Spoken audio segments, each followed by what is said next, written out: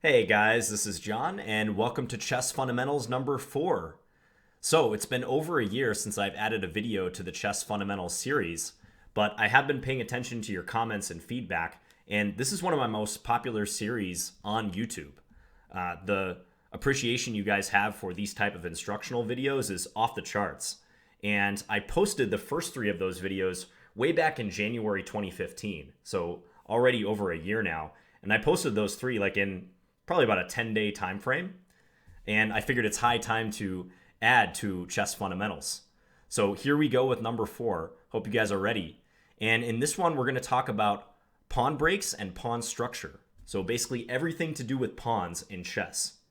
So if you recall, the first 3 videos were on very basic concepts that are applicable to any chess player. We were talking about undefended pieces. We were talking about coordination. The third video was on typical mistakes that you see at a lower level.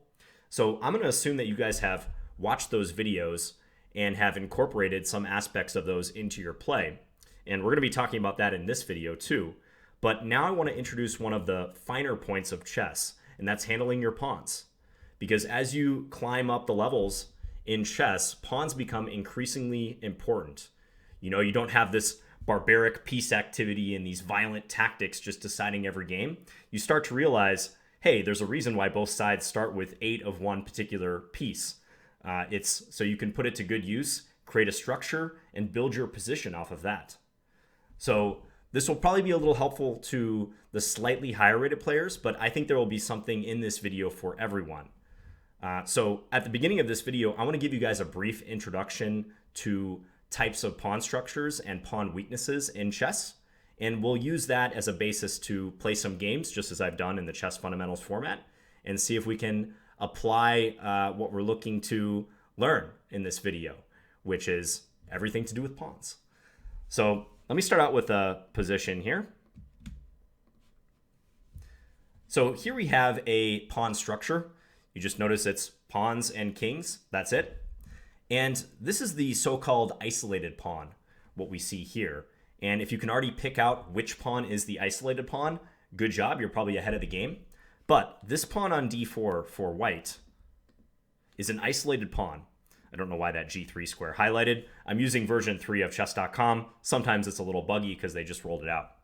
So this pawn on d4 is an isolated pawn, meaning it has no pawns on either side of it to protect it. Okay, so there's no pawn on, let's say, c3 or e3 to help lend support to that pawn. It's all by its lonesome. Now, isolated pawns get a bad rap in chess because they are often weak, but as we'll see with pawn structures, it's very situation dependent. So people will say, like, you should avoid this type of pawn or you should avoid this structure, but that doesn't hold for 100% of cases. There's very few rules in chess that actually do hold all the time. But isolated pawns are types of pawns you should be aware of because they can no longer have the support of pieces on either side. Okay? So this is actually a structure that could arise from a bunch of different openings, and sometimes the player with the white pieces even goes for a structure like this willingly. They might take on the isolated pawn because you do have certain benefits. It does control squares just like any other pawn. And if it's established in the center as this one is, maybe the opponent doesn't have a counterpart pawn that's as powerful as that isolated pawn. So mostly you should avoid isolated pawns, but it's not always the case that it's going to be weak. All right. So let's go on to another type of structure.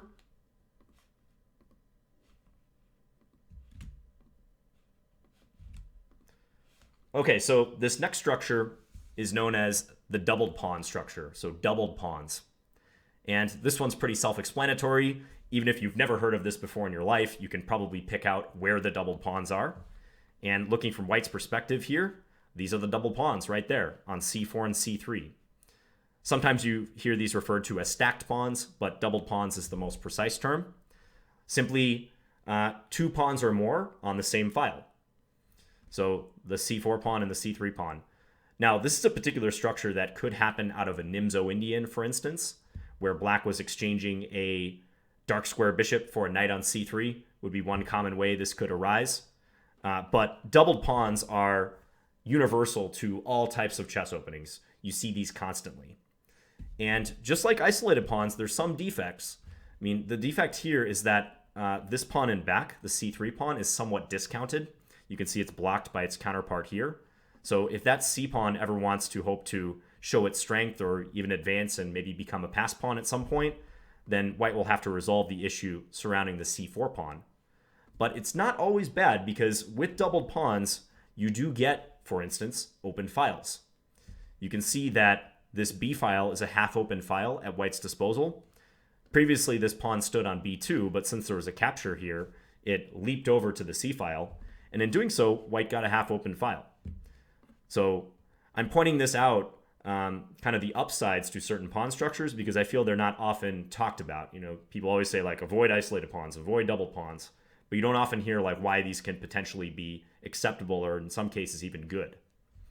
So yes, doubled pawns can be a defect in the position, but be aware that it's not so clear-cut. And in fact, of all the pawn structures, doubled pawns are probably the ones where the defect is not as apparent. Isolated pawns, you can often pick them out and say, oh yeah, that one's just clearly off on its own. It's ready to be picked off by the opposing pieces. But doubled pawns, by definition, are always going to be close to another of its own pawn. So it may not be as weak as you think. Okay, so let's keep going here. Now I want to talk about backward pawns. Okay, so a backward pawn is a pawn where its counterpart pawns have already passed it. Okay, so its fellow pawns have passed it by, kind of leaving it in the lurch. They haven't necessarily abandoned its defense, as in there's still pawns on adjacent files, but the backward pawn can no longer hope to be supported by one of its fellow pawns. And if we look at this structure, the pawn on d3 for white is a backward pawn.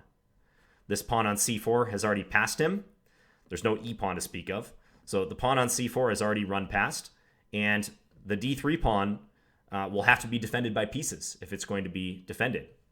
It may not always be a backward pawn. If it could somehow get to d4 without being captured, and maybe even eventually up to d5, then it could be supported by the c pawn. But for now, this pawn is backward and therefore subject to attack. Not quite as weak as an isolated pawn, remember, because there is a pawn on the side of it, but it is a backward pawn. And it could be a weakness in the camp. So one thing about backwards pawns, if you look at the square immediately in front of a backward pawn, so in this case the d4 square, that square is very likely to be weak. Simply because there's not going to be a pawn here or here adjacent to this, in this case, the d3 pawn to support the d4 square. So d4 could make a prime outpost for, say, if I drag a piece on here, a black knight, is that no other white pawn could come up and attack that piece. So if you see a backward pawn, you might want to check out the square immediately in front of it. Okay, so we've gone through three types of pawns: isolated pawn, doubled pawns, and backward pawns. And now I have a little quiz for you guys, just to make sure everyone's clear on this concept.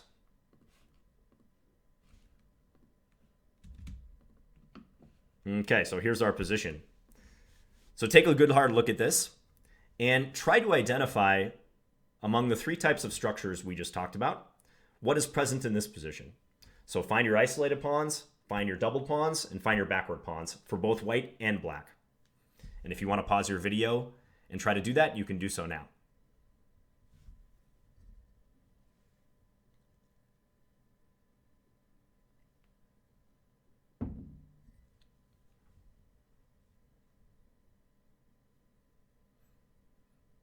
All right, hope you had a chance to find the pawn structures here and the pawn weaknesses, or maybe strengths, you never know. And let's take a look. So starting from the left and working our way right, white has an isolated pawn on a2. You notice there's no pawn on the b file, and this is an isolated rook's pawn. Okay. More often, you're going to see isolated pawns. Well, I shouldn't say more often, but an isolated pawn on the rook file is pretty common because only one other pawn has to be moved for it to actually become isolated.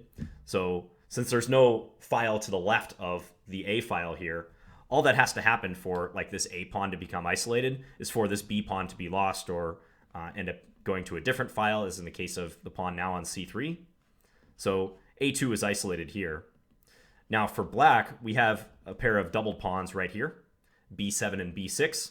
those pawns were stacked. And just by the nature of the structure, we know that there was a capture on the b6 square for that pawn to have occupied b6. So double pawns. And now right here for white, we have the rare and quite frankly not so good double isolated pawn. Or pawns, plural. So c4 and c3. So these pawns are isolated. There's no pawns on the b or the d files to support them. And they're also double. That's like 2 strikes against them. They do control some important squares. You can see that all of these diagonal squares that I'm highlighting are controlled. But very likely, these pawns are going to be weak. Double isolated pawns are particularly bad. And if you're unlucky to have the triple isolated structure, I pray for your position because that's even worse. The only thing worse than triple isolated pawns are quadruple isolated pawns, and so on. So moving along, on d6, we have the backward pawn. Notice there's a pawn on the e file, so it's not isolated. If this pawn were gone, then d6 would be isolated. But since there is a pawn here, it's simply backward, and therefore subject to attack. If we were to put like a white rook on d1, bearing down the file on d6, that pawn would require support from black's other pieces. So also, if you remember what I said about the square immediately in front of a backward pawn, d5, that could be an outpost square at white's disposal. No black pawns on e6 or c6 to try to dispute that particular square. Okay, and now finally, if we go over to this side of the board, we have double isolated pawns once again for black, h7 and h6. So just like white had over here, these pawns are doubled, stacked up, and there's also no g pawn to potentially support them. You could also consider f7 a backward pawn. I would say d6 sticks out more so than f7, but if you considered f7 to be a backward pawn as well, that would be fine because there's no g pawn and also this e pawn has come up here. So this could potentially be a target of attack as well. So hopefully you guys were able to pick out some of the pawn weaknesses and pawn structures here. And moving right along, now that we've talked about those 3 types of pawns, let's talk about an actual structure that you might get out of a game. Okay, so because pawn structure is a very broad term, it can refer to just any grouping of pawns, really. But I want to show you how easily a structure can come about in chess and how the play can revolve around that particular structure, whatever it may be. So let me reset the board here. Let's say we have a French defense. So considering this from white's perspective, let's say white opens with e4. Black plays e6, white plays d4, and d5. This is the French defense. We won't go into the theory. But one popular move here for white is to advance e5. Now, after black plays c5, intended to attack this d4 pawn, and white responds with c3, you can see already just a few moves into the game, we have a well-defined structure for both sides. White has pawns on e5, d4, and c3, and also this pawn that hasn't moved on b2. That's a clear structure right there. 4 pawns stretching diagonally. For black as well, you can see this cluster of pawns, f7, e6, and d5, all pointing towards the queen side, in fact. Also, there's what we would call pawn tension between the c5 pawn and the d4 pawn. With white's last move, c3, white is intending, if black takes on d4, to be able to recapture with the pawn. And both sides have basically already laid the foundations for the coming play. Hence, it shouldn't be any surprise that in the advanced French, often white has a space advantage. You can see that white's pawn is a bit further advanced. It's already in black's half of the position on e5, whereas black often tries to undermine white's position. So black may decide to attack d4 multiple times. Like you often see black playing knight c6 and trying to follow with queen b6 and attacking d4 because structurally speaking, d4 is an important point. If black were able to win that, then they could cut off white's defenses of e5. A rule that you commonly hear, which I actually just mentioned in passing a second ago, is that the pawn structure points to the side of the board where you typically should play. Okay? So white's 4 pawns here all point to this direction. So usually white ends up playing either in the center or on the king side in the advanced French. I want to be careful not to make too many generalizations in this video, but that's a rule you can more or less follow. It can point you in the right direction. And likewise for black, you see black's structure is pointed here. Also the c5 pawn is pointed at d4. So good chance black plays on the queen side and also in the center, especially in regards to undermining this pawn. So pawn structures can crop up quickly in a game, and the play can be built around that. If you think about pawns as trenches in war, very often you have long chains of pawns that are kind of buffeted by one another. White establishing a chain and black establishing a chain right back to block it. And those are like the battle lines. And whatever side successfully breaches the opposing structure and works their way into the opposing position may win the game. Okay, now let's talk about pawn breaks. So we spent a little time talking about structures in general. And one other thing I wanted to add, structures don't always have to be like perfectly arranged like this. This is just a common scenario that you see where they are arranged in a row. But a structure can be like any grouping of pawns. We use that term very loosely in chess. Okay, if I reset this, I want to illustrate a pawn break. Now, a pawn break is simply a scenario where two pawns are attacking each other. Okay, so a pawn for white and a pawn for black. They attack each other and there's a clash. And a pawn break can typically be a way to open the position. So if you've been playing a position and it's very closed and there's not many lines for either side to operate with, one side may at some point decide, all right, we're going to open this baby right up. And to do that, a pawn break is the number one weapon. And to illustrate a pawn break, again, I'm going to take it from the beginning and just show you how quickly such a thing can be established. So let's take Philidor's defense, e4, e5, knight f3, white attacking the pawn on e5, and black playing d6 in reply. All right, we see black already has a structure established here, all nice and in a row. Now, if white wants to initiate a pawn break straight away, what they can do is play pawn d4. So bringing the pawn up to d4 and creating tension between these two pawns. Tension in the sense that we don't know what will happen. There's options. If it's white's move again, let's say black plays some random move, white can either take, they can push past, or they can maintain the status quo. They can just leave the two pawns attacking each other. Black doesn't quite have that many options here because you can see that the e-pawn cannot walk past to e4.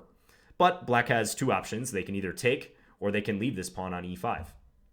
So if black decides to break the tension, e takes d4 is a move they would play. And in fact, this move is often played by theory. Also, you sometimes see black playing knight d7 and reinforcing the pawn on e5. The game could take a different course based on how black treats this pawn structure. So white is offering a pawn break, trying to open lines. Typically, you would do that if you felt that the coming open play would benefit you more than your opponent. Okay? So I'm not suggesting you break positions willy-nilly, but a pawn break can be a weapon to especially utilize something like a lead in development or superior piece activity in a particular area of the board. Like imagine you're attacking your opponent very aggressively on the king side. You got their king in your sights. You've got all these pieces massed over there, and all that's left is to get those pieces into the game somehow. Well, you might initiate a pawn break and try to do that. Now, say white had not played d4. Say instead white played a developing move, like knight c3. Little quiz question for you guys. Where is a pawn break that black could undertake here? So black to move and create a pawn break, where could that happen? You can pause your video if you like.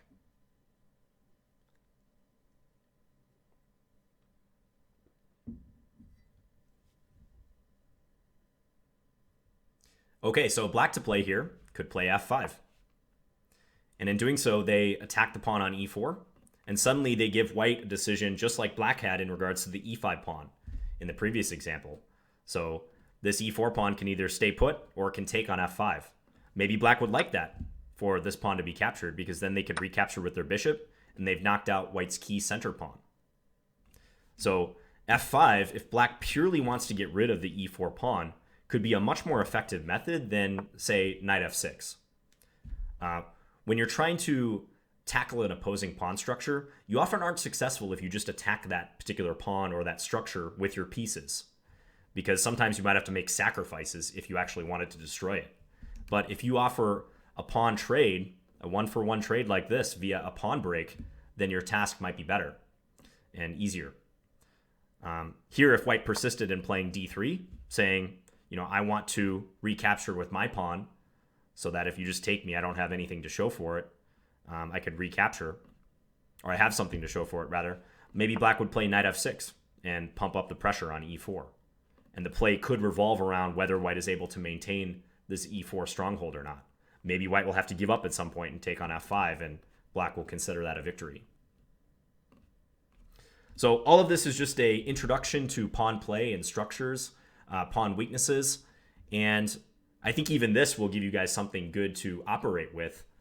One other thing I want to show you. We're going to take a look at a game that I've actually showed my students before to illustrate the strength of pawn breaks.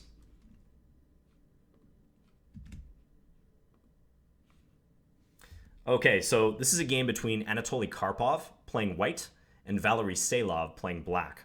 And this was played in Reykjavik, 1991. I didn't upload the names of the players, but you have to take my word on that. So let's consider this position for a moment.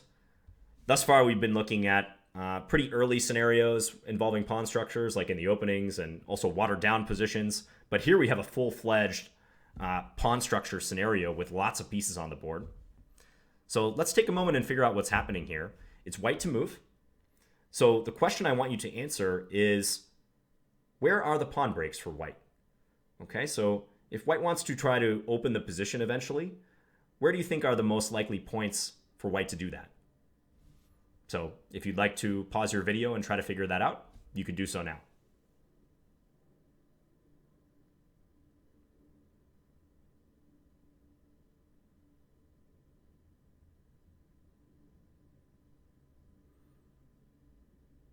Okay, so when searching for pawn breaks, you can kind of look for the hooks in the position, which are often pawns that your opponent has already moved. And if they've moved the pawns, by definition, they're closer to your side of the board, and you might be able to create a break by advancing your pawn to kind of meet the opposing pawn. So if we look at this position, we see that the center is pretty locked up. I mean, white's got pawns on c4, d5, and e4. Black has pawns here, I'm highlighting. A bunch of pawns on dark squares. The center is blocked up. Neither side is really going to get through the position. There's no tension to speak of because there's no pawns attacking each other right now. But if we expand our vision to the wings, we notice more possibilities. Like these pawns, for instance, for white, are pretty far back. They haven't established themselves, and they haven't been blocked by black's pawns. So if white wants to open this position up and create some play, which if white wants to win, they're going to have to do. Otherwise, both sides are just sitting back behind their foundations. White needs to look for the breaks. And in this position, we have two hooks on f6 and a5. So these pawns have already moved. Also b6 to some extent, but a5 and f6 stand out more because white could potentially bring up a pawn diagonally to those pawns and offer a pawn break, create a pawn break. And to do that, white would be playing, if on the king side, g4, g5, or on the queen side, b3, b4.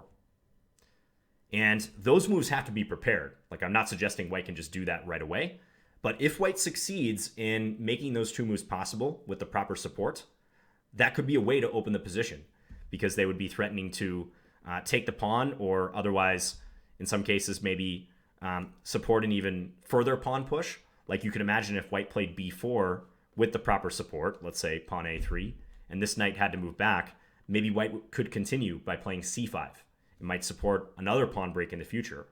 So a pawn break begetting another pawn break.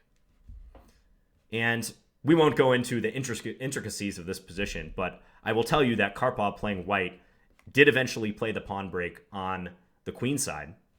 The pawn break on the king side could be a little dangerous because you notice if white advanced their g-pawn, they might be weakening their own king. So that's a little more double-edged. So Karpov did eventually implement the b4 pawn break and was able to make progress on the queen side.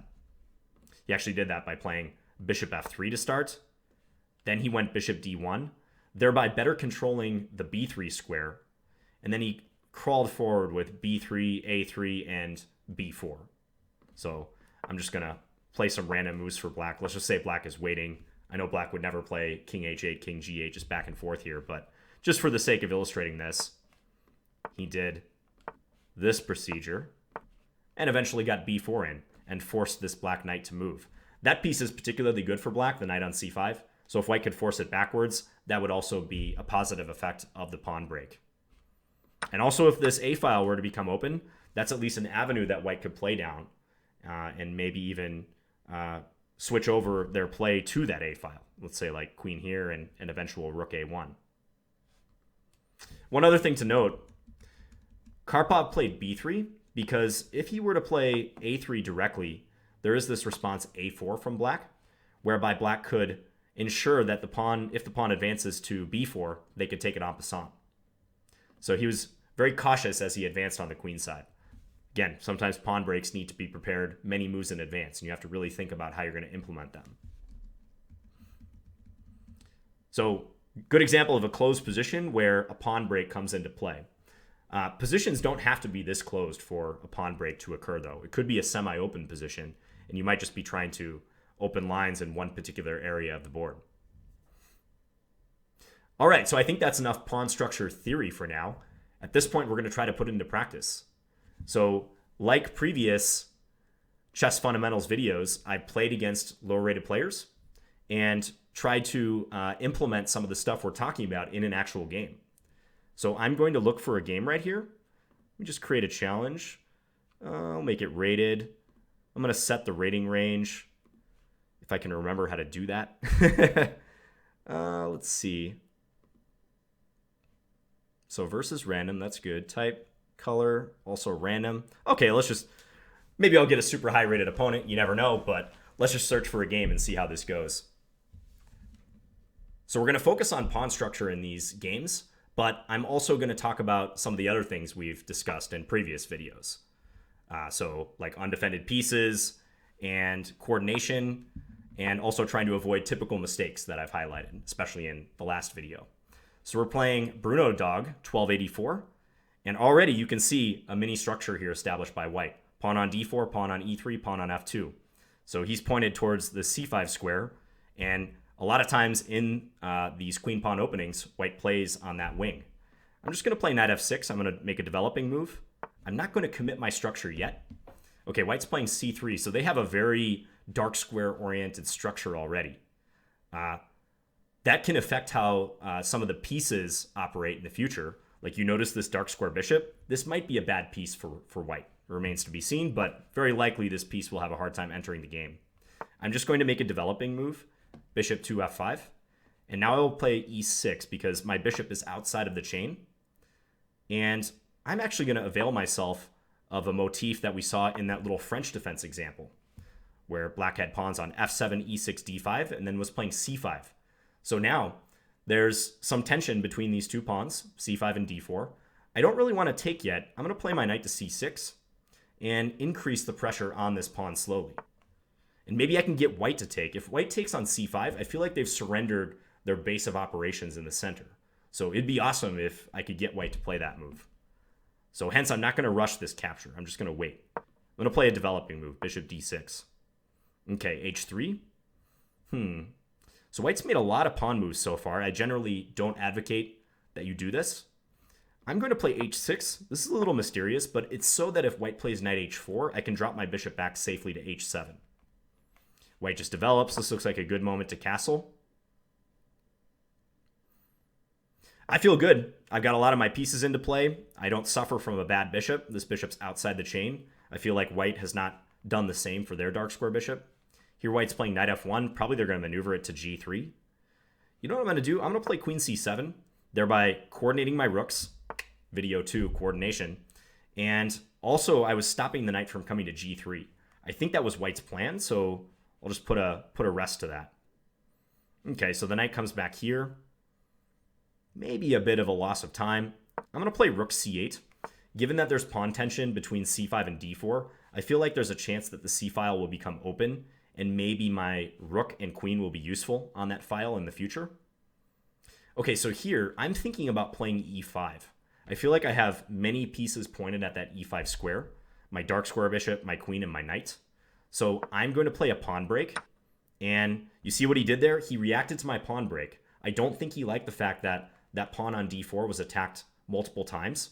So by virtue of putting pressure there and not exchanging myself on d4, I got him to take, which I said was a mini victory for me. Now I've got two pawns nicely established in the center. I have a space advantage.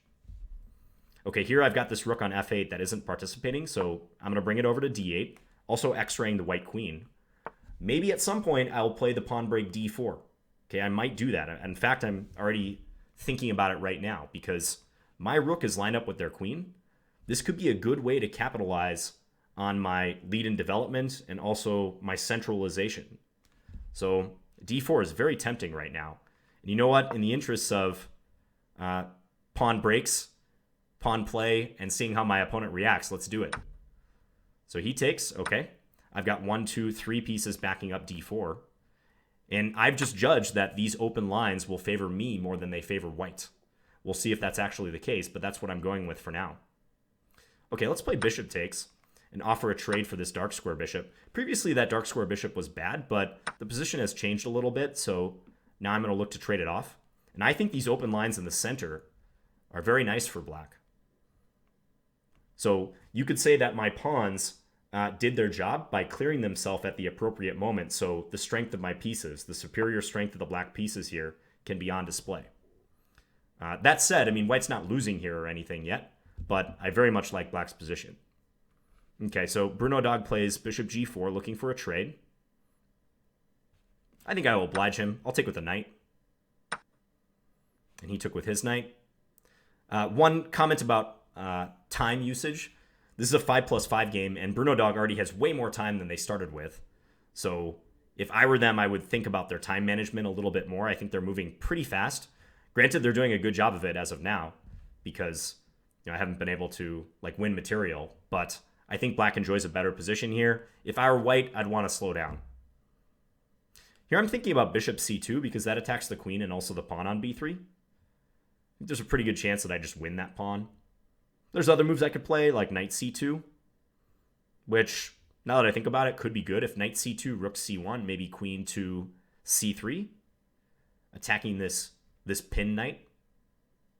That would be pretty tough for them to respond to, but I'm also very tempted by bishop c2.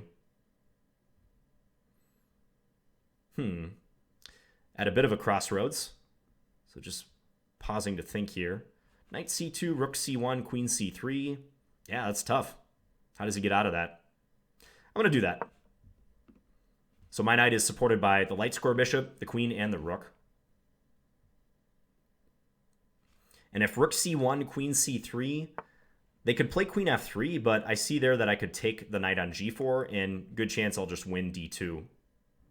I could also take on g4 right away, but I think I'm going to hold off on that for one move. Yeah, I think this is good to play.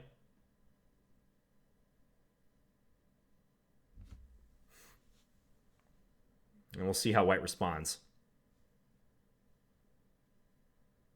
I don't see a great move for them. They could try knight b1, but on knight b1, I think I play rook takes d1, and then they take my queen, knight takes c3, and then I could take f1 with check, followed by picking up the knight. So I don't think that works out for them. So we're just going to do this. Actually, I could take either f1 or c1. It almost does not matter. Yeah, I don't think it matters really one bit. Let's take this way. Maybe misplace white's king. If king takes, then their king could be a target. Okay, here I could even take g4, but let's just take here. And we are up a piece. Okay, I'm going to take this guy as well.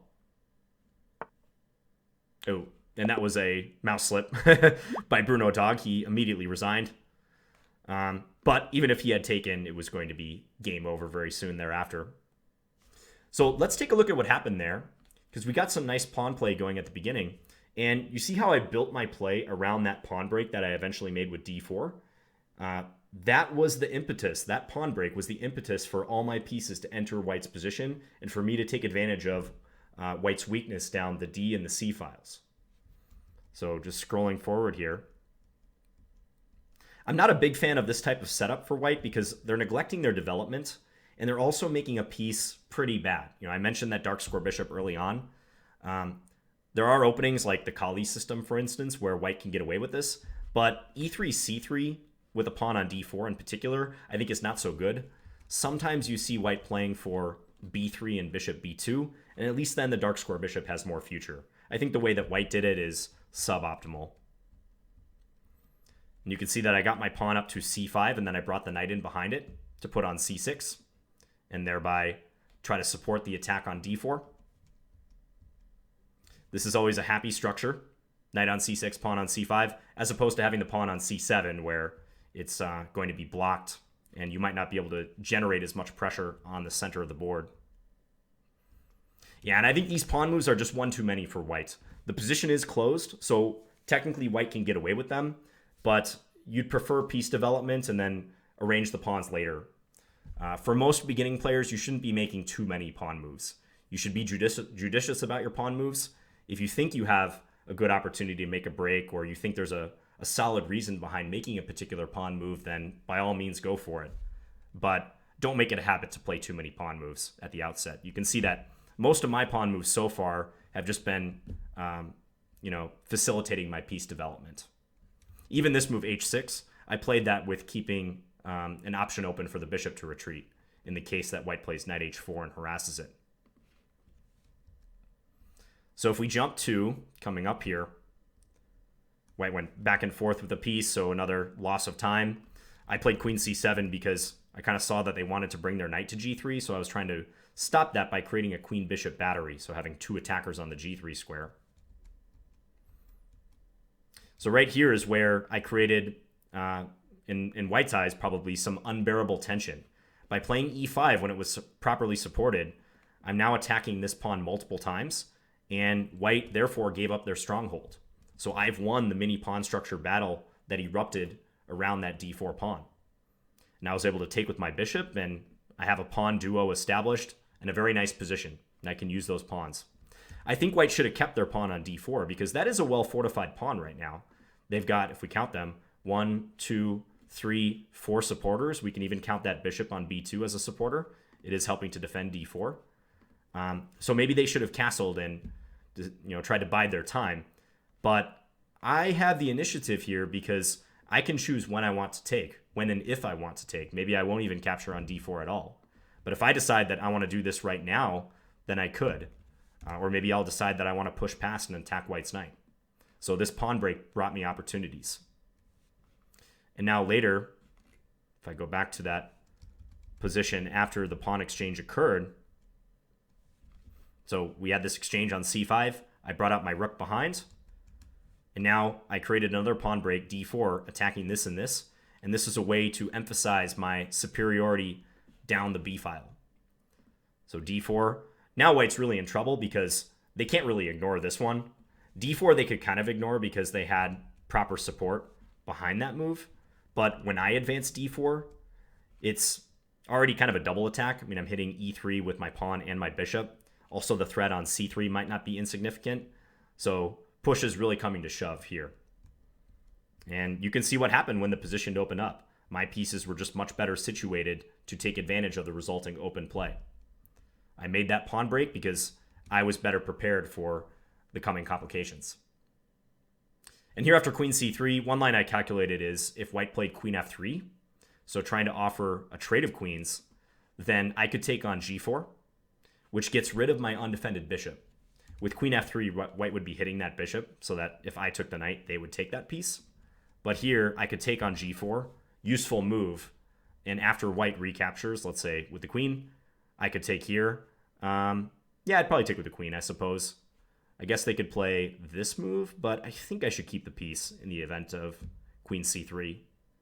Yeah, I should be able to hold on to it. Okay, so let's close this and look for another game.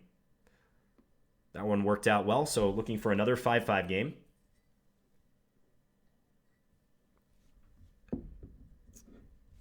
If I can't find a 5-5 game, I'll try to change up the time control a little bit, maybe even look at the graph myself. Let's see what we're working with here. So here's my seek way up here. That's a 10-minute game, Jahan 188. These players might be good opponents.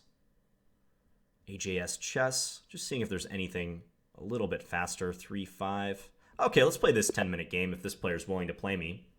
AJ Chess 05. Okay, let's play e4. This has been the move that I've normally played from the white side in my chess fundamentals videos. So we're having a Sicilian. They go e6. Okay, so I'm going to play d4 and create a pawn break right away.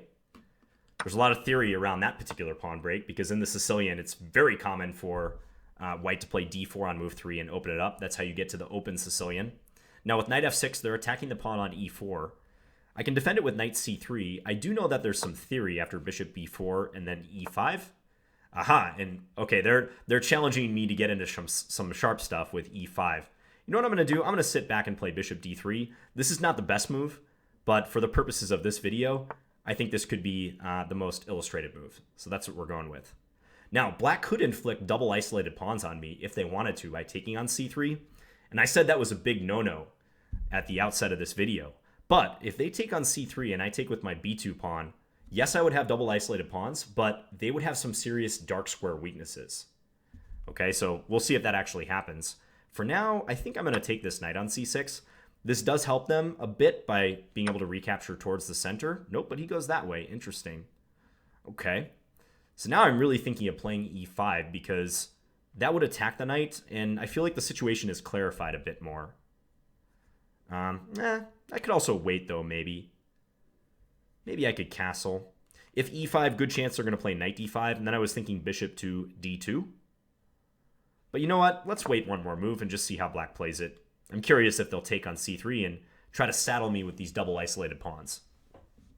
And I'll try to make up for that, as I said, by playing on the dark squares. That could be a theme of the resulting play. Okay, they're not going to budge. Now, I could move my knight since it's no longer pinned to the king that was on e1. But you know what? I'm going to play e5 and attack their knight. Knight d5 is played. Here I'm thinking knight e4 and maybe just flee the double attack that is currently occurring here. I'm also looking at queen h5. Maybe I could attack their king. If queen h5, probably just g6 will be played, though. Yeah, I'm just going to go here. Position the knight. You can see that black's bishop on c8 might somewhat be stuck in behind the pawn chain. That's what happens when you have too many of one pawn on a certain color complex. So black's already got several pawns on light squares here, and as we saw in the last game with white having pawns on dark squares, that could mean bad news for one of their bishops. Okay, queen c7, attacking the pawn on e5. I could support it with f4. I could also play maybe knight f6 check if I want to get sacrificial here. That could be good. Yeah, also queen h5 comes to mind. Defending the pawn. If black plays g6, probably queen h6. If queen takes e5, maybe I come up a little short, though. Boy, knight f6 check is very tempting here. I really am thinking about playing that move. But you know what? Let's play f4. I have a feeling knight f6 check might have been working out tactically, but let's establish a little pawn chain here. At least now I never have to worry about e5 being defended by a white piece. It's supported by the f4 pawn instead. I do create some weakness on this diagonal. Black could play queen b6 check. I would just sidestep with king f2 most likely, and go about my play thereafter. So I passed up potentially a forceful option with knight f6, but I'm happy with this move as well.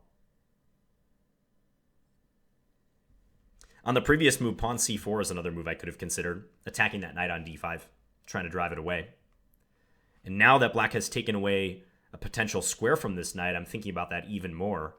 But I'm also really looking at that queen h5 move. That's going to be tough to resist. Okay, I think now I'm going to play queen h5. I have threats already, particularly on h7, like knight f6 check. If black were to take me with the g7 pawn, I would have queen takes h7 mate then. So if knight f6, they would have to take with their knight, but then pawn takes, and I would still have two guns trained on the h7 square. Okay, f6. So black is breaking with a pawn here, so offering a trade of this pawn on e5. Potentially a good decision in view of that threat that I just talked about.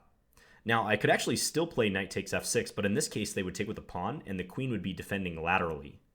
So probably not as good of a decision. What about pawn c4? That's an interesting one. Attacking the knight, trying to get it to move. Because then maybe if knight e7, I could play knight takes f6, and black's queen would be blocked along the 7th rank. And I might crash through on h7. Looks pretty good to me. Yeah, I'm going to go with this move.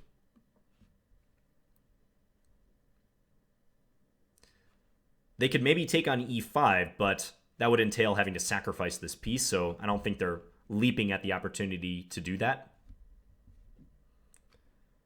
Black's already in big trouble on this wing, and I'm trying to highlight that fact. Structural concerns here do fall by the wayside a little bit compared to a more closed position. In that last game, you saw the position was locked up early on, and there weren't many open lines. Here, it's going to be a bit more hand-to-hand combat, so there are structural concerns, but piece play and tactics may be overriding concerns, as they are here. Like, I'm about to play my knight to f6, take this pawn, and try to open up an attack on h7. And I'm pretty sure I'm going to do that. I'm just looking at any other moves, like if I start with pawn takes, but I think knight takes is even more forceful. Yeah, so let's play this one. If pawn takes back, then there's immediate mate on h7, so black is practically forced to take with a rook. But if I play queen takes h7 then, or even just recapture on f6, black's in very big trouble. Just losing. Let's take here first. So in between move before grabbing the rook on f6. We notice that black has not managed to activate their queenside yet, nor have I, to be fair. But I've been making a lot of strides on this wing. Okay, let's take this guy. My pawn has moved from f2 up to f4, so I am keeping an eye on this diagonal. I don't want black to be able to, check me at an inconvenient time or something. Here I'm really thinking about f5, trying to get this bishop to h6. That looks like a good way to capitalize. Also, bishop g6 looks very strong, because bishop g6, I'd be threatening queen f7 mate. And if black were to take my bishop, I can take their queen on c7. That's probably the most clinical way to end things. I don't even see a way black can avoid losing their queen there. I guess they could play knight d5, but I could always just take the knight. This one looks easy, so we'll play it.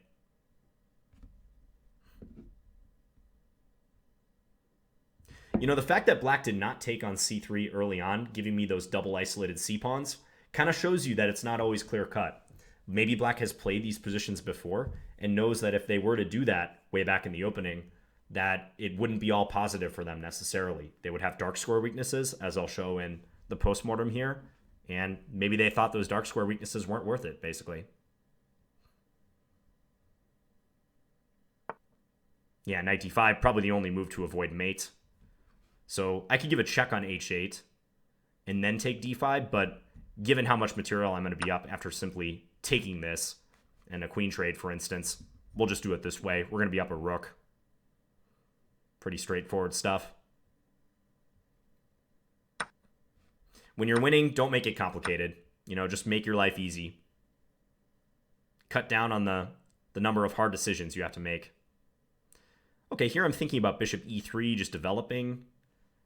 They could maybe try to trap my bishop with f5, but I don't really think anything's happening there. They might play c5 followed by d4, but again, I'm not that worried about it. Yeah, let's just develop bishop e3.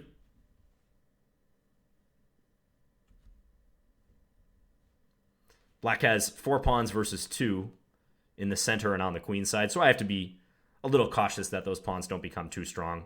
But I think if I manage the position properly, that will never happen. I could also play bishop d4 here if I want to control the g7 square. That might be good. Or maybe a3 first, just to attack this bishop. Try to force it back. Let's play bishop d4. I like the look of this move. I'm kind of encouraging this pawn to come forward, but then I'm going to play my bishop to e5, where I think it'll be on a nice post.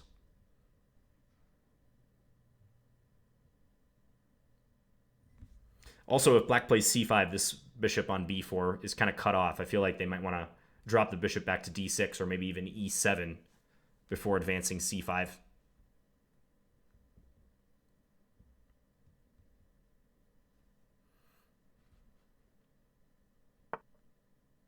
Black does play c5. Okay, we'll come here.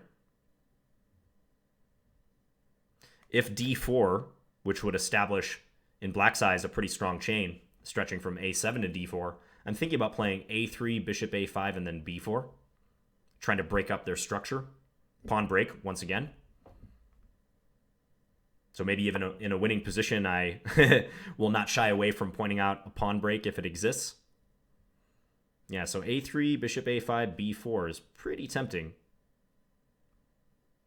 Again, I'm not that worried about this bishop because black cannot play king g7 to attack it, so I think it's fine sitting on h7 for now. Okay, so they're probably going to come to e3 to try to check me. That's a smart move.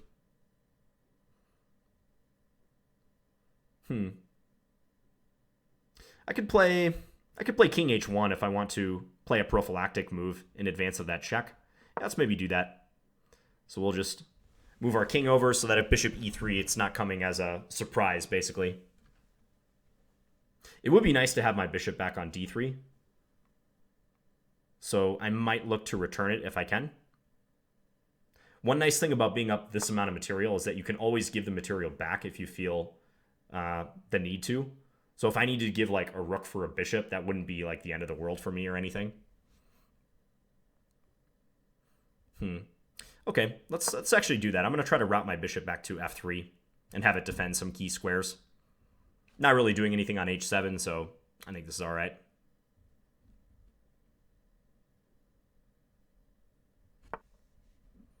Okay, so they're playing the rook over, possibly to support advance here.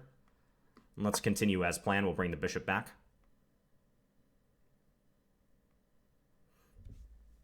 So the only thing I'm really worried about is this structure, this mini structure, c5, d4. I'm winning pretty comfortably here, but I don't want that structure to become too big of an issue, let's say. Here I'm thinking rook e1. Yeah, let's just play this over and eye the bishop. This also holds this pawn in check, so it can't move up to d3. I could just take it in that case. Maybe I'll even wind up playing rook takes e3, pawn takes e3, rook e1, destroy black structure. In fact, I'm seriously considering that right here. It might be the easiest way to win. Here I have bishop c7 if I want, attacking the rook and also this pawn on b6, which is now an undefended pawn. That could be just strong. Bishop c7, yeah, wherever the rook goes, we take this. That's looking very bad for black. Let's do that. This bishop is on an undefended square, so I want to keep that in mind. Also, like say rook d7 is played, and I take this pawn on b6. I should be aware that my f4 pawn would be undefended, but I do have rook takes e6 in that case. So I'm not overly concerned. Okay, let's take here. If c4 is played, I might play rook takes e3 then. Because then after d takes e3, I can take with my pawn. I've only lost 1 point of material in that transaction, but I've got rid of virtually everything black has going in their favor in the position, especially that d pawn. Okay, so here they just drop this bishop, so I'll take it. Yeah, and they resign. Okay, so I think my conversion of this position could have been better. I'm not sure I played it completely correct, starting like right here. I feel like these pawns shouldn't even get up to c5 and d4.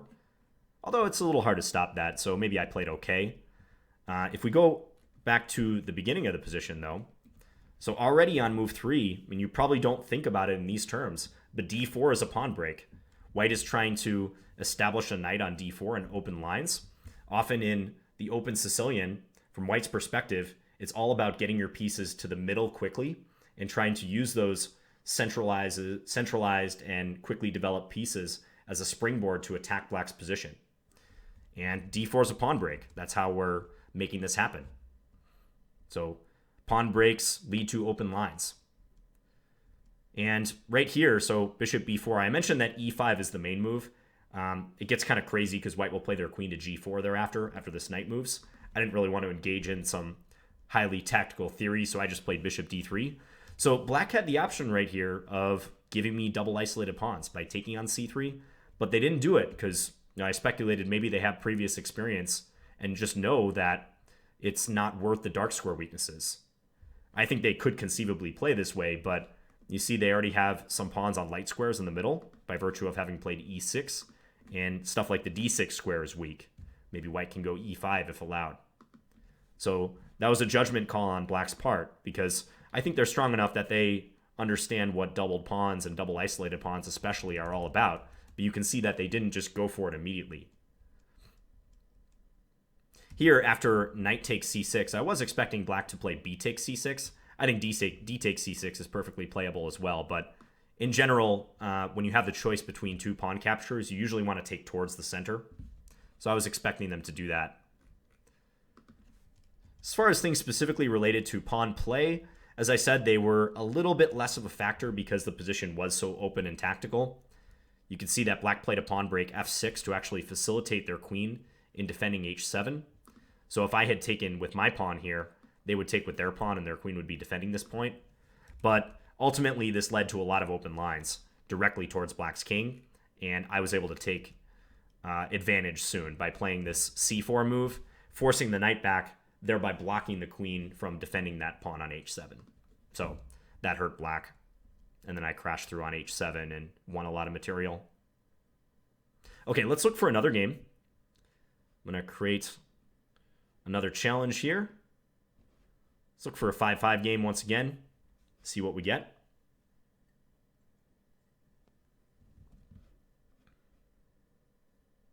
Let's take a look at the graph as well while we're waiting. Okay, so b2 or not to b is challenging me to a 5-5 unrated. And I clicked on them, but it didn't appear, so they must have got a game. There's Jahan188. Is that the player I just played? I feel like it was.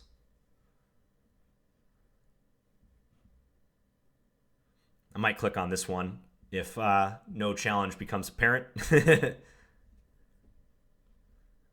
I feel like some people don't notice my seek.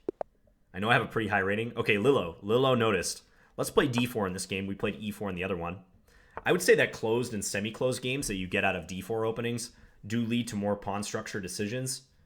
You know, e4 is more open, so you can see more hand-to-hand combat right away. But really, with both openings, it's possible to get structural considerations right off the bat.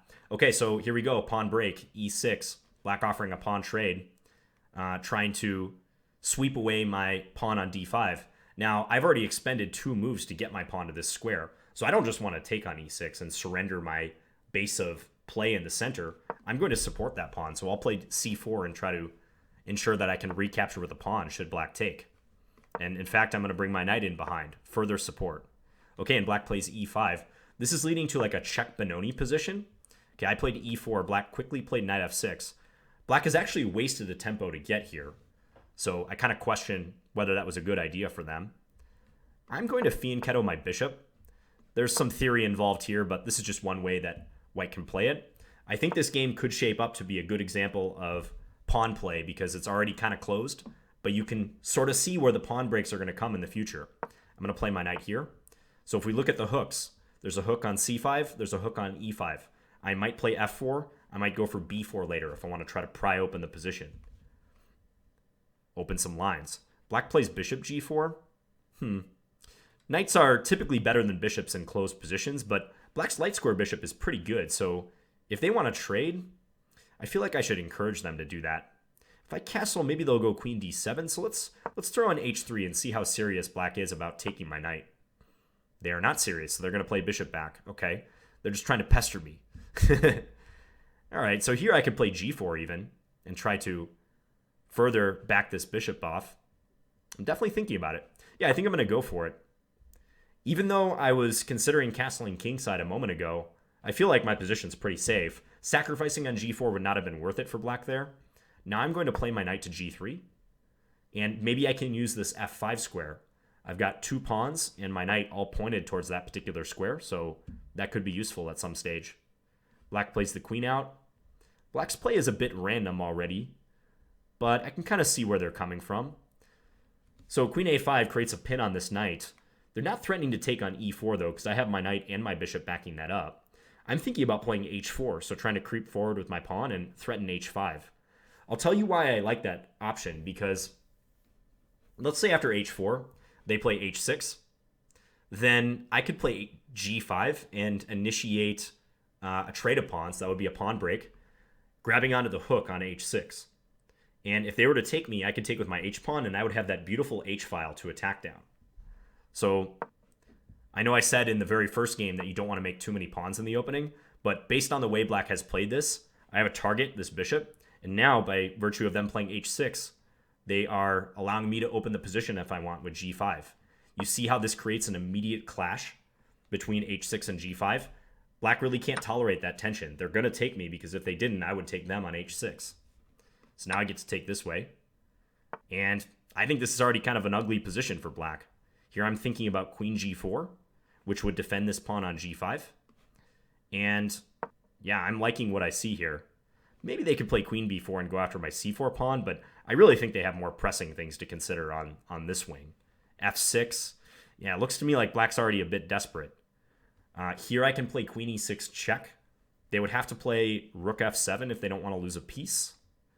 I guess I could play queen c8 check then and maybe go win the pawn on b7. I also really like the look of knight f5. Knight f5 is a move that seems particularly attractive to me. If they take with their bishop, they're going to be dead meat. I could take on f6 as well, but if I take on f6, they're going to take with a rook and then defend their bishop.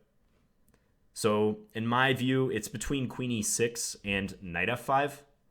I have a feeling queen e6, rook f7, queen c8 is a good idea.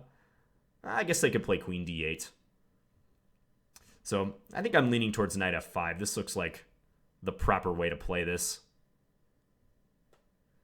Yeah, let's go with knight f5. We'll just jump in here and attack that dark square bishop. I may end up taking on f6 and even castling queenside if I don't checkmate them pretty soon. So if bishop takes f5, okay, well, here they're blundering their bishop on e7, so let's go take that with check. And here, queen e6, king e8, knight c6 is actually checkmate. So I believe that's the swiftest end to this game. They got to play king e8, no choice.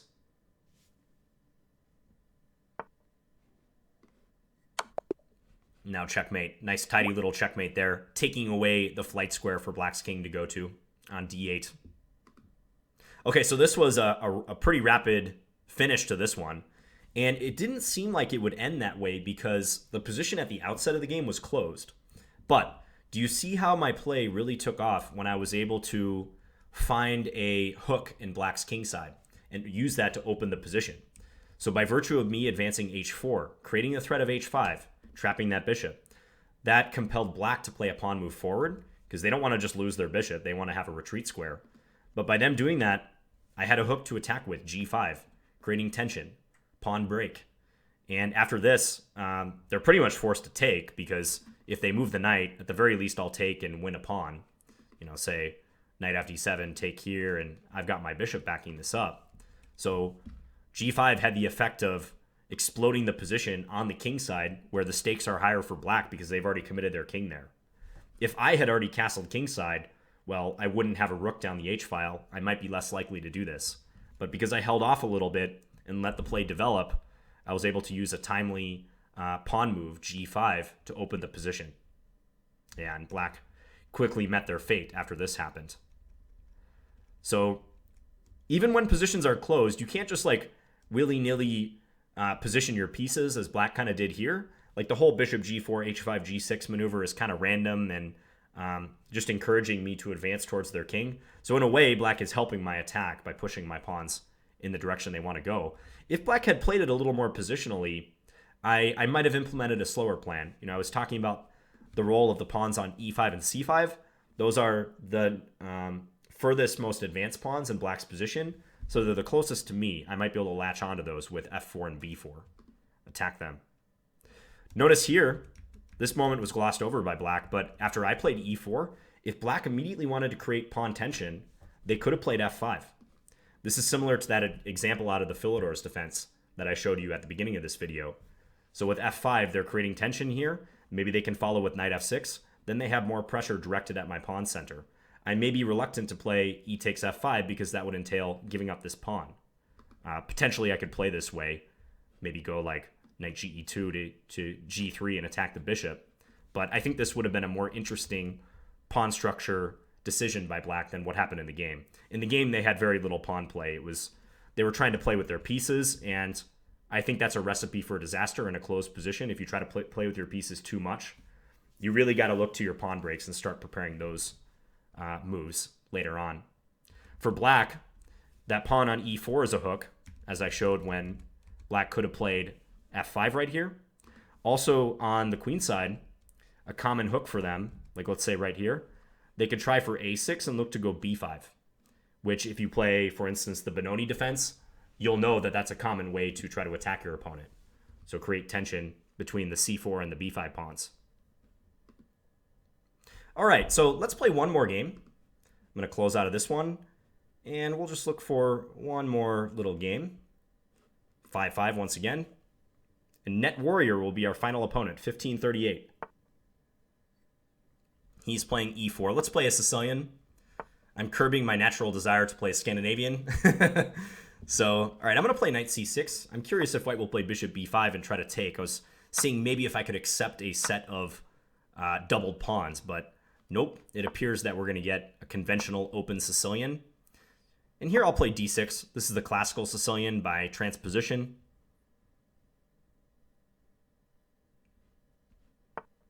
Thank you to those who have stuck with me through this long video.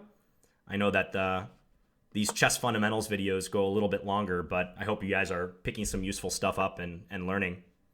So here I'm fianchettoing my dark square bishop. This is a dragon Sicilian we've now worked our way into. So the Sicilian can kind of be amorphous like that. You sometimes get variations emerging out of other variations. Okay, let's play castles. And I'm curious if white will go for queen d2 and try for a queenside attack. And it looks like they're going to do that. Yeah, so a common idea for white is playing bishop h6. But let's first do this. We'll just develop.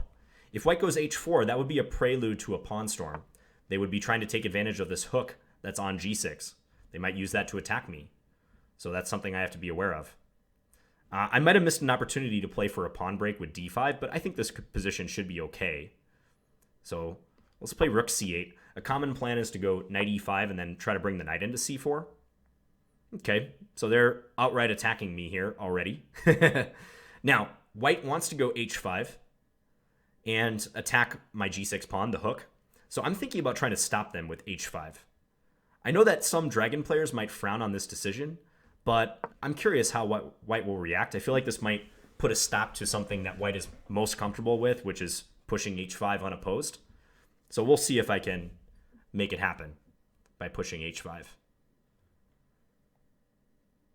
Yeah, I think I actually should have played d5 at the moment that I played bishop d7. I know that's sometimes a way you can try to take advantage of your opponent playing too early for a kingside attack like this in the dragon. I'm not a native dragon player, so some of this stuff I'm making up. Okay, so white's taking their time here, deciding what to do. Pawn tension situation, and they have all three options at their disposal. They can keep the tension, they can push past with g5, or they can take me on h5. It's actually hard to say which one is best. g5 would win a tempo on my knight, but at the same time, it kind of closes down lines on the king side where white is trying to attack. Taking would open lines, although I can take with my knight, and that would unveil my bishop on d4. Also, maybe knight g3 becomes possible. They could definitely maintain the status quo because I don't know if I'm thrilled to take on g4 necessarily. So I'm very curious to see what white decides on ultimately. Yeah, white's going to keep the tension. Probably a good decision. I think that's a wise choice by them. So I'm thinking about playing knight to e5 because normally you don't really want to try to win a pawn on this wing. Yeah, I mean, taking g4 twice would be exceptionally greedy, and white would not mind that because it opens lines for them. I'm also thinking about queen a5. Knight e5 is currently my top choice, though. Let's see, if knight e5, g takes h5, knight takes h5, f4, I could play the knight into c4 then, trying to attack. Yeah, that looks pretty good. I think I'm going to do that. So knight c4 coming up.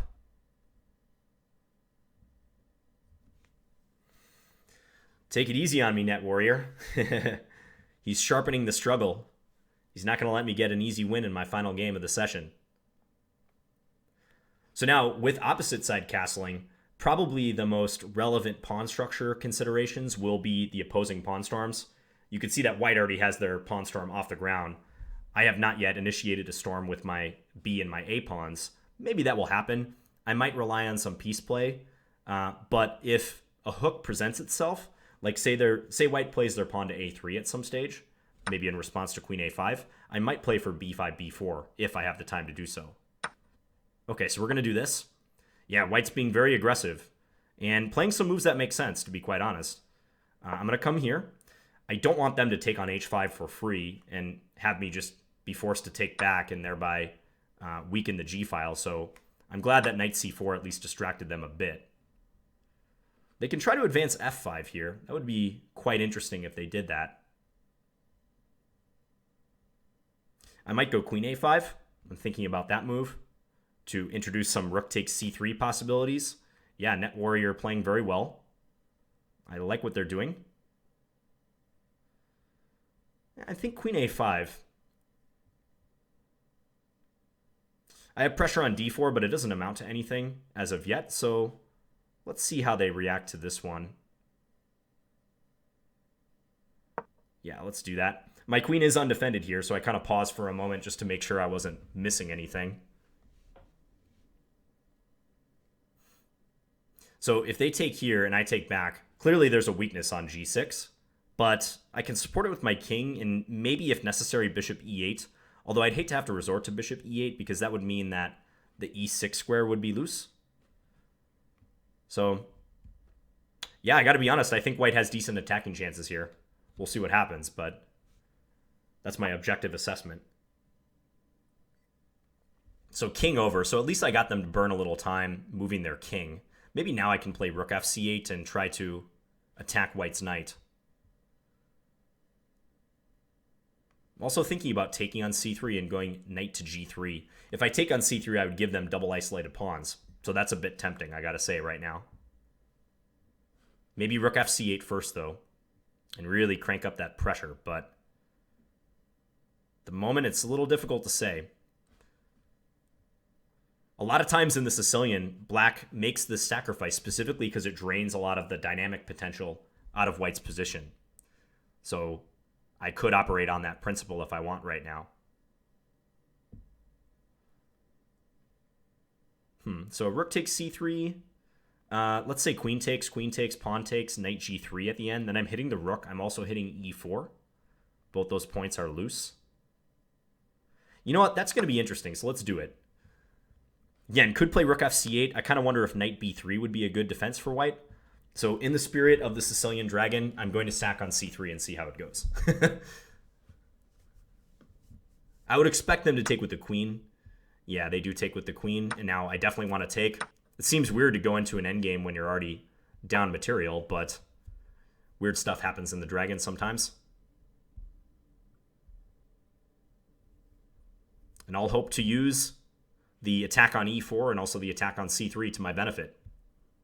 Don't know if it'll work out, but you never know. E4 and F5 are pretty fragile, so if I win E4, then that deprives the F5 pawn of a defender. That's a little mini structure right there. So I'm attacking the base of that structure on E4. So you could say that a lot of my compensation here, if it's going to exist, because I'm currently down 2 points of material, a lot of that compensation is going to be driven by white's weak pawns, the double isolated pawns, and these kind of loose pawns on the king side and in the center. By comparison, I have this compact structure, G6, F7, E7, D6, these pawns that haven't moved, so I don't have as many pawn weaknesses as white does. Okay, and they take on G6, interesting choice. So they're going to give me the rook on H1, but maybe their counter argument is that they're going to have good counterplay. I'm thinking about cashing in right away. I don't know that I want to hold off on that, because if I take, that really weakens my structure. So yeah, I think I'm going to take here and just get one rook off the board. I know they can take with check and go up a pawn, but it might be worth it. I mean, I don't think this position's that bad for me. Yeah, I'm down one pawn, but I have a better structure, 2 bishops. All hope is not yet lost, by any means. Okay, so I'd like to play my rook into F3, but they've got a knight covering that square. What about E5 followed by bishop to C6? That looks pretty interesting. trying to get at this e4 pawn. Yeah, let's do that. I know I blocked my dark square bishop, but I really like the look of this move. Trying to activate my central structure. Yeah, specifically I want to target that isolated e4 pawn. In fact, every one of white's pawns is isolated right now. h4, e4, double isolated pawns here, and a2. So they are prime targets. After this knight moves, a7 is also undefended. And with d6, I am creating a backward pawn. With e5, rather, I'm creating a backward pawn on d6, but I think it should be okay. I think if I get bishop c6 in and take the e4 pawn, my position will be tolerable, fully tolerable. Okay, and here we probably go. I think I'll do this. If rook d1, I'm thinking bishop f8. I might want to hold this backward pawn, because if I do manage to take the e4 pawn, I'll have connected pass pawns in the center. So that's something I could look forward to. Ah, good decision by white. Yeah, I actually missed this move, to be quite honest. I didn't realize they could play that. Good move by Mr. Net Warrior. And he also stops me from coming into f3. That's annoying. So probably I should have played rook f3 on the previous move, although it's not so clear-cut. Okay, I think I'm going to play king h7. And then if they take a7, I'm thinking bishop to h6. Trying to attack this knight. Maybe I should play a6 or a5 first. I'm not quite sure. I don't have a ton of time to figure it out. That's a very close call. Nah, you know what? I'm going to let them take a7 if they want. I think getting bishop h6 in could be very nice if it happens. So, yeah, let's do this. And he snatched the pawn immediately. He might play rook d1. I was thinking then rook f4. So trying to invade. Maybe I can bring my king up too, like king g6 and try to get into h5. I've got a lot of piece activity going. But then again, d6 is weak. d6 is certainly something I've got to be concerned about. Okay, so they're going to play rook there. I could play king g6, or I could just take and then take on e4, couldn't I? Aha, that must be the right way. Yeah, let's do that. Because we're going to win this e4 pawn, and I think these two connected pawns are a force. I'm still down a pawn here, but I think the quality of my pawns could be higher than white's. So that's what I'm operating on at the moment. Let's bring up the king. It's crucial in endgames to try to activate your position, and often you need king activity. Now maybe bishop g2 just to see where white's knight goes. Could also play king up to f5. Maybe king f5. But then knight g3 check is possible. So I gotta distance myself from the checks a little bit.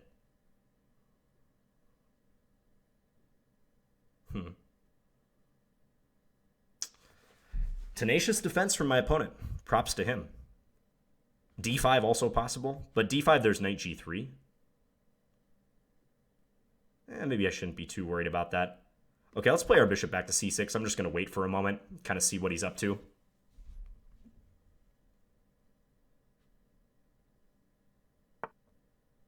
He's going to advance the king.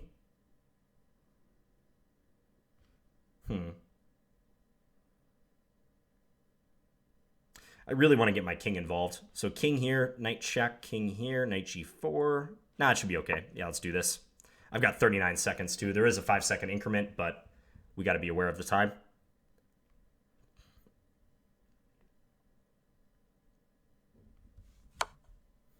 Okay, so he does give a check. Now, I was thinking king e6, but king e4 looks pretty tempting as well. Maybe king e4. Yeah, let's try it. If knight c4, I have bishop to d5, or even just bishop f8 if I want. Bishop d5 would pin white, though, and slow them down. Almost certainly. Okay, let's play the bishop back to f8, and just defend the pawn for now.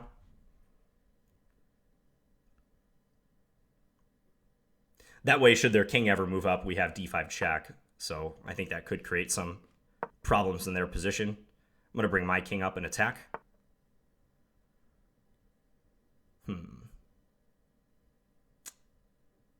Okay, let's play here.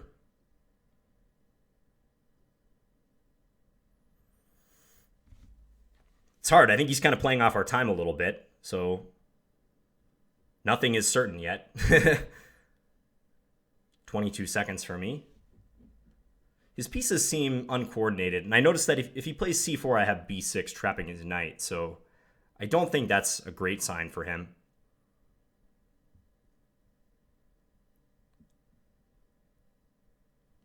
Then again, my bishop is is blocking my e-pawn for the moment, so I gotta take care.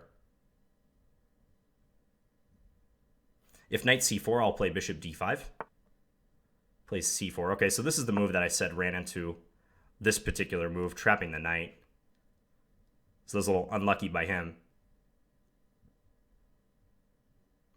After I take the knight, he will gain a passed pawn, but yeah, he resigned.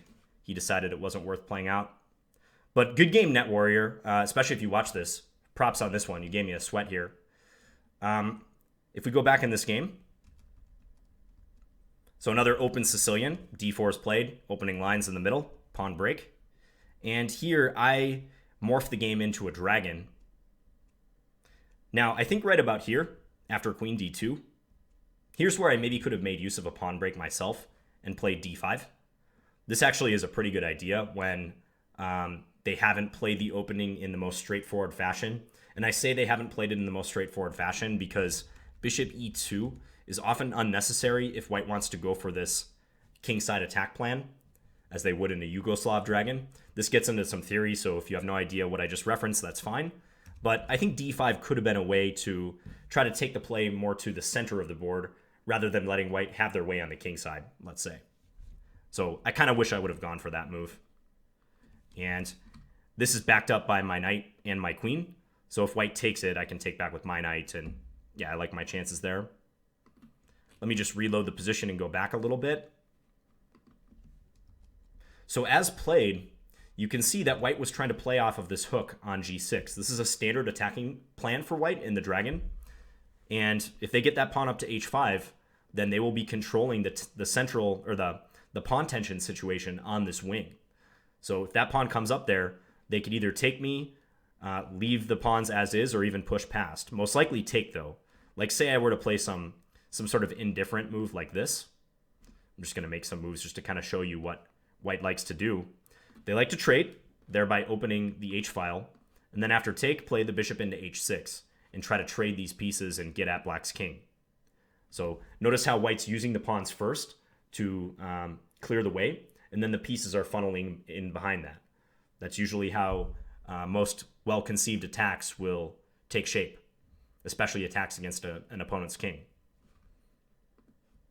So that's why back on move 11, I tried to play h5 and kind of meet their pawn play, trying to put a stop to this pawn.